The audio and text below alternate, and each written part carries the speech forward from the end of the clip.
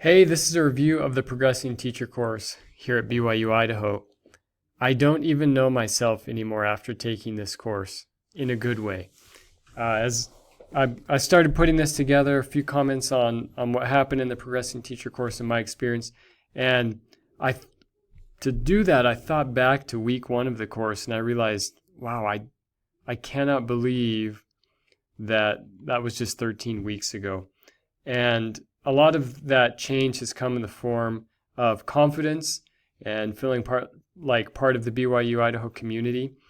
And there was so much that happened in the course, so much that changed my thinking, so much useful stuff. Overall, this course was so challenging. It took a lot of time. It took a lot of mental and emotional investment. We got out of our comfort zone quite a bit in a lot of different ways. We had people in our classrooms. We went to people's classrooms. We read things we never read before. We did things we never did before using technology, trying to get ourselves out there and innovate in our classrooms. And there was just so much that happened. I can't possibly cover it all. And I have my three biggest insights from this course to try and share what my experience was in this Progressing Teacher course here at BYU-Idaho. So the first thing was just this idea or really this appreciation of the different teaching styles that we all have. I went into the course and it sounds kind of funny to say it now, but like I said, I don't even know myself anymore.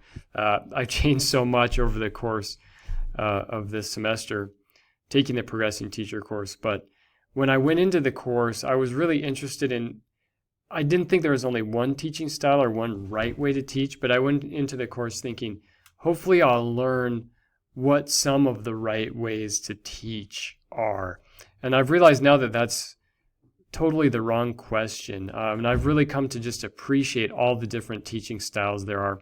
And one of the things we really talked about early on and often throughout the course is that I shouldn't try to be any other professor or teacher here at BYU-Idaho. If something works really well for them, that doesn't necessarily mean it will work well for me.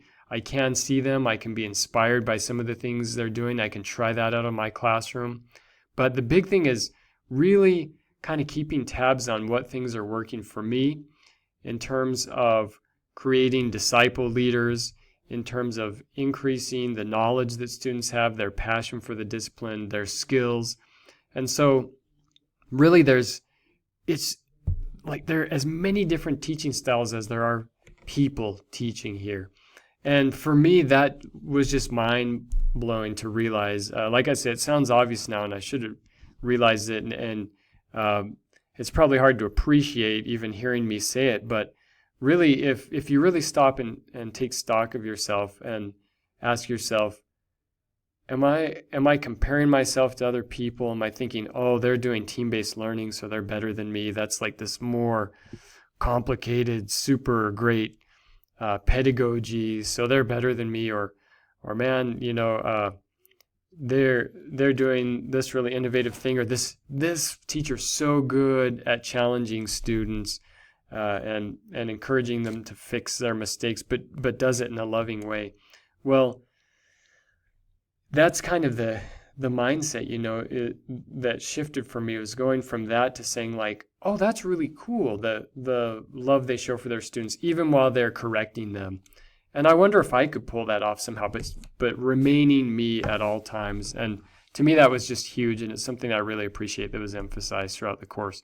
So that's my first thing, is appreciating our different teaching styles. And to be sure, I did appreciate the fact that we all have different teaching styles when I went into the course, but just the extent to which it really isn't a question of which pedagogy is good or right as much as it is, how do I fit elements of that in my style, or how does that work with my style? So that was huge for me.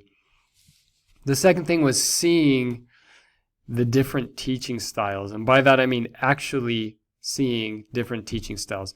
We had Rob Eaton, Sid Palmer, Brian Schmidt, a few guest speakers, and we also had the students in the course teach in our teams. So we saw a lot of different people. So in a way, this is an extension of my first point, appreciating these different teaching styles. But my second point is actually seeing that in action. And there's just no substitute for that.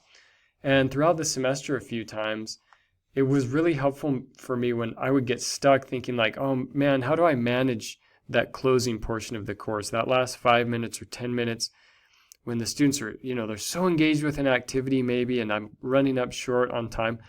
And maybe it sounds funny, but I just remember one time Rob Eaton was teaching, and he had a couple unrelated things that he wanted to share with us that he knew were really important, and they didn't exactly flow really well with the lesson.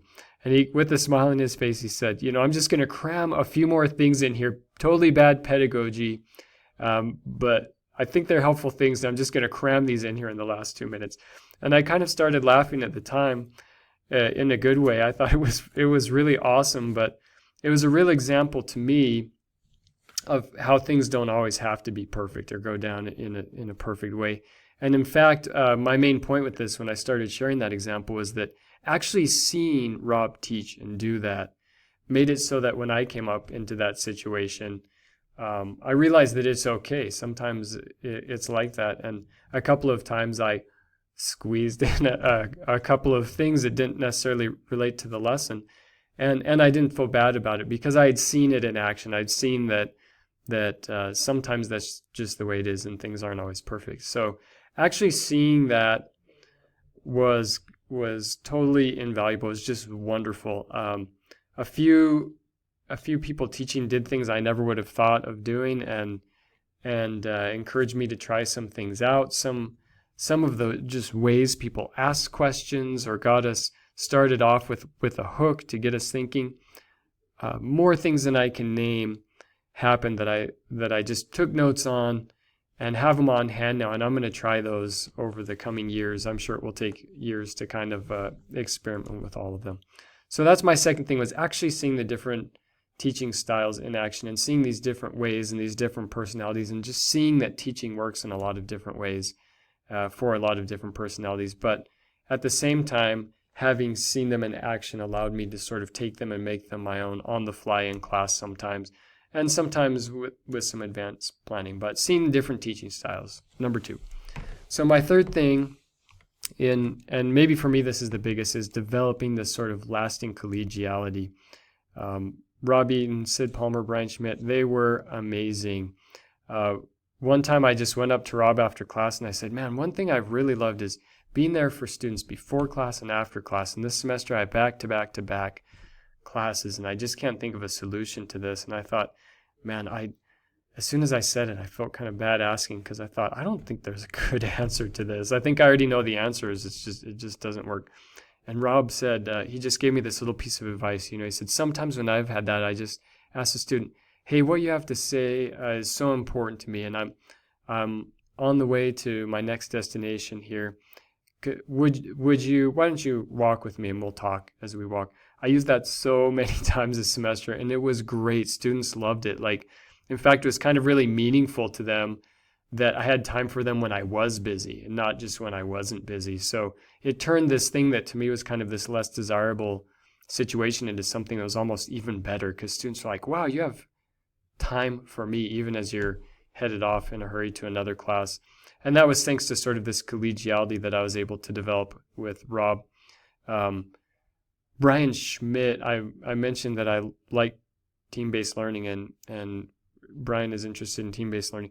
He invited me to a TBL, team-based learning group, and made me really feel welcome. And it was just an amazing experience. And I have these new connections with this group of people on campus that do team-based learning. And team-based learning is really great to have kind of these people around you that are also experimenting with it and sharing their best practices. And that came about because Brian Schmidt was just very willing to invite me to this group and help me become a part of it. Sid Palmer, I'd worked with him through IRB with the methods class I teach, and I got to meet him face to face. He's just amazing, very happy, very positive all the time. And I saw how hardworking he was, how sincere and how real he is. And I just love going up to him after class and talking to him for a little bit and seeing how humble and meek, but also powerful he was as a teacher. So that kind of collegiality was just amazing. The Scots, the student consults on teaching, I have some Scots that I really appreciate their feedback and would have come anytime to my class to get some help. The cohort, those of us that were in the class, I would spend half hour to an hour talking to people after class eventually, and it was just really fun. And I have all these great colleagues now, and people who visited our classes as part of the assignments in the course, people whose classes we visited. It's just been absolutely amazing. So that's my third thing, is developing this lasting collegiality. In conclusion, I will say this class, and I think I mentioned this at the beginning, this class was challenging. It took some of our time. It was emotionally challenging. It was mentally rigorous, and in a lot of ways it was just so eye-opening. There was so much to take in and sort through and decide what we're going to use and what to package away for later, and what we wanted to sit on and stew over a little bit to figure out how it might be useful to us. And it was this big challenging experience, but I would never trade this experience for anything. It has absolutely defined who I am as a teacher, who I am here at BYU-Idaho. As I mentioned, these colleagues, these friends, it's given me the confidence to innovate and reach the everyday student. And probably most importantly, to be myself and to find my best self in a way that fits here in the BYU-Idaho community, and it does indeed. So 5 stars for this class. I think it's wonderful. I've been promoting it to other people who might have a shot at taking it. I think at this point it's not certain how big of a thing this class will be or how reoccurring it will be for people outside of the new faculty group, but anybody that has a shot at it, it will absolutely change everything you do and think in a good way in my mind. So highly recommended. 5 stars, 2 thumbs up.